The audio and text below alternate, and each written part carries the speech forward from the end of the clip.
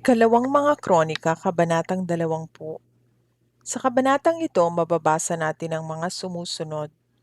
Digmaan laban sa Edom, ang buod ng kasaysayan ni Jehoshaphat. Ikalawang mga Kronika, Kabanatang 20. Digmaan laban sa Edom. Dumating ang panahon na nilusob ng mga Moabita, Amonita, at ilang Meyonita si Jehoshaphat.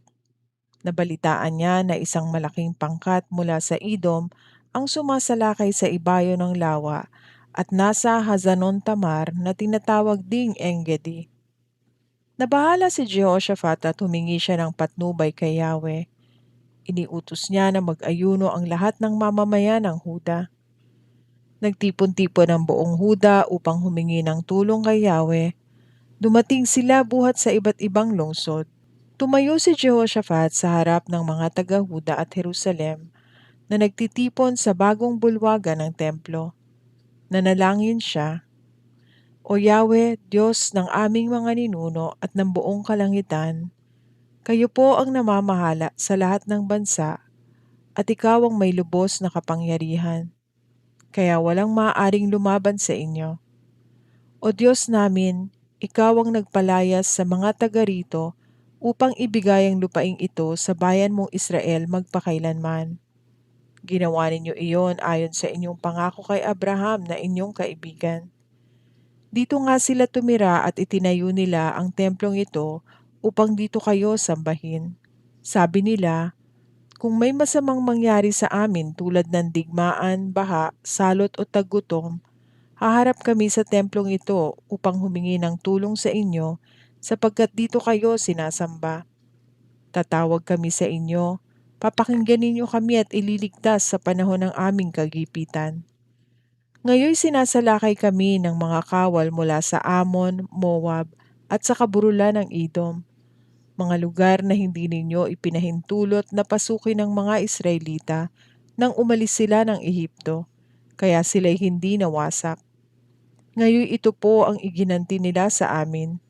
Sinalakay nila kami at nais palayasin sa lupaing ito na ipinamana ninyo sa amin.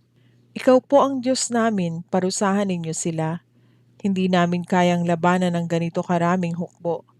Hindi po namin alam ang aming gagawin. Sa inyo lamang kami umaasa.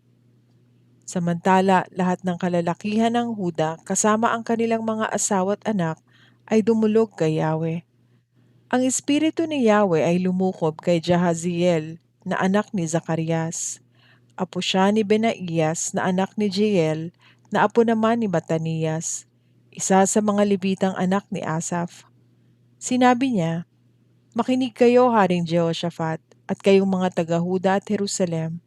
Ganito ang sinasabi sa inyo ni Yahweh. Huwag kayong matakot ni masiraan ng loob dahil sa maraming kaaway. Ang Diyos ang makikipaglaban at hindi kayo. Harapin ninyo sila bukas sapagkat aahon sila sa Ziz. Makakasagupa ninyo sila sa may dulo ng libis sa silangan ng ilang ng Jeruel. Hindi na kayo kailangan lumaban. Manatili na lamang kayo sa inyong kinatatayuan at maghintay. Makikita ninyo ang pagtatagumpay ni Yahweh para sa inyo. Kaya hindi kayo dapat matakot ni masiraan ng loob. Harapin ninyo sila bukas sapagkat si Yahweh ang kasama ninyo." Si Jehoshaphat at ang buong Huda at ang mga mamamayan ng Jerusalem ay nagpatira pa at sumamba kay Yahweh. Tumayo naman ang mga Levita sa angkan ni Kohat at Kora, at sa napakalakas na tinig ay nagpuri sila kay Yahweh, ang Diyos ng Israel. Kinabukasan, maaga silang lumabas patungo sa ilang ng Tekoa. Ngunit bago sila umalis, sinabi sa kanila ni Jehoshaphat, "Makinig kayo mga taga-Huda at Jerusalem. Magtiwala kayo sa Diyos ninyong si Yahweh at magiging matatag kayo. Maniwala kayo sa kanyang mga propeta at magtatagumpay kayo." Matapos niyang paalalahanan ng mga tao, pumili siya ng mga awit na magpupuri kay Yahweh dahil sa kanyang kahangahangang kabanalan. Inilagay niya ang mga ito sa unahan ng hukbo at habang daay umaawit. Purihin si Yahweh, pag-ibig niya'y tunay, laging tapat kailanman. Nang marinig ng mga kaaway ang awitan, ginulo sila ni Yahweh. Dahil dito sila ang nagkagulo. Ang sinalakay ng mga Amonita at Moabita ay ang kasama nilang taga-Idom at nilipol nilang mga ito. Pagkatapos sila-sila ang nagpatayan. Umakyat ang mga taga-Huda sa tore na nasa disyerto at nagmanman sa mga kaaway. Wala silang nakitang nakatakas. Lahat ay patay na nakahandusay sa lupa. Napakaraming nasamsam ni Jehoshaphat at ng kanyang mga kasama. Halos hindi nila madala ang nasamsam nilang kawan, mga kagamitan, damit at maraming mahalagang bagay. 3 araw nila itong hinakot, ngunit sa sobrang dami ay hindi nila nakuhang lahat. Nang ika-4 na araw, nagtipon sila sa isang libis at nagpuri kay Yahweh. Kaya simula nooy tinawag na libis ng Beraka ang lugar na iyon.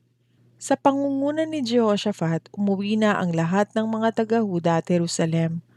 Tuwang-tuwa sila dahil sa tagumpay na ipinagkaloob sa kanila ni Yahweh. Pagdating nila sa Jerusalem ay tumuloy sila sa templo, kasabay ng tugtog ng mga alpa, lira at trumpeta. Mula noon ang lahat ng kaharian at bansa ay natakot nang malaman nila kung paano tinalo ni Yahweh ang mga kaaway ng Israel. Naging tahimik ang buong nasasakupan ni Jehoshaphat at binigyan siya ng Diyos ng kapayapaan sa buong kaharian. Ang buod ng kasaysayan ni Jehoshaphat. 35 taong gulang si Jehoshaphat nang magsimula siyang maghari at namahala siya sa Jerusalem sa loob ng 25 taon. Ang ina niya ay si Azuba na anak ni Silhi. Tulad ng kanyang amang si Asa, ginawa niya ang mabuti sa paningin ni Yahweh. Gayunman, nanatili pa rin ang mga dambana ng mga pagano. Hindi pa lubusang nanumbalik ang mga tao sa Diyos ng kanilang mga ninuno. Ang iba pang ginawa ni Jehoshaphat buhat sa simula hanggang wakas ay nakasulat sa kasaysayan ni Jehu na anak ni Hanani na bahagi ng aklat ng kasaysayan ng mga hari ng Israel. Dumating ang panahong si Jehoshaphat ay nakipagkasundo kay Ahazias, isang masamang hari ng Israel. Nagkaisa silang magpagawa ng mga malalaking barko sa Ezion-Geber. Sa ginawang ito, sinabi ni Eliezer, anak ni Dodavahu na taga Maresa, laban kay Jehoshaphat. Dahil sa pakikiisa mo kay Ahazias, wawasakin ni Yahweh ang lahat ng ginawa mo. At lahat ng mga barkong ipinagawa nila ay winasak ng bagyo at hindi nakaalis.